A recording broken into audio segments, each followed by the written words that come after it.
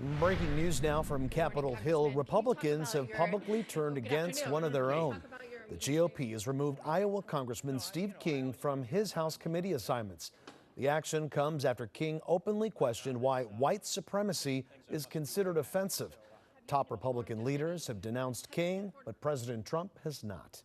Now to the very latest on the shutdown showdown. Tomorrow is day 25. President Trump is vowing to fight for funding for that wall along the southern border. He told the crowd at a farm convention today that he'll never, ever back down when it comes to keeping the American people safe. Tomorrow, a federal judge will hear arguments on whether to issue a temporary restraining order blocking federal agencies from ordering employees to work without pay during the shutdown. One of the biggest agencies feeling the pinch, of course, is the TSA. Workers are calling out sick because they're not getting paid. This is creating long lines at the world's busiest airports in Atlanta, Miami, Houston, and Denver, just to name a few. Today was the first business day after the security screeners missed their paychecks for the first time since the shutdown. Chris Van Cleve is in Washington with a look at the impacts, including longer lines and wait times. The government shutdown is starting to have real impacts for people flying out of major U.S. airports. The number of sick calls by TSA screeners spiked over the weekend. Today, it was more than double what it was a year ago. 4 big airports, Atlanta, Miami, Washington Dulles, and Houston Bush Intercontinental, all have made changes due to TSA staffing issues. Atlanta, the world's busiest airport, saw wait times at TSA stretch to well over an hour. Compare that to last Wednesday when passengers waited a maximum of 24 minutes. In that case, what's happened? There are fewer TSA lanes open. That's making the lines longer. In Houston, the checkpoint and lobby of Terminal B is closed to bolster staffing at busier checkpoints. Miami's airport has been closing the 19-gate Concourse G in the afternoon starting at 1 p.m. since Saturday. That's to free up screeners after seeing sick calls there double last week. And here in Washington, Dulles International Airport has just one of its screening areas open. Today, those staffing issues are being blamed on the snowstorm the region is digging out from. Nationally, more than 92% TSA employees scheduled to work today are on the job working without pay, and wait times nationally are still within the normal range, but we have started to see a bit of a dip.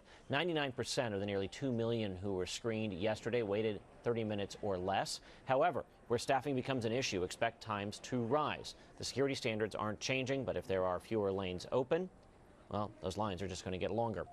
Chris Van Cleve, Washington. Stay with KCAL 9 and KCAL9.com for continuing coverage of the shutdown showdown.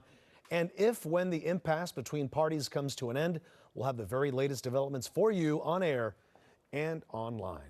Well, now back to our big story. Everyone watching the skies tonight, as is our Evelyn Taft. She has more now on the forecast, Ev. Yeah, and we're getting a look outside right now, and you will see quite a bit of rain on the ground, but rain in the sky starting to settle down a bit, at least for now. It's the calm before the next storm. Still looking at a few leftover raindrops, and as we get a look at the pier, you'll still see pretty slick conditions, but don't see a lot of umbrellas out there at the moment, so things are getting a little drier for us tonight.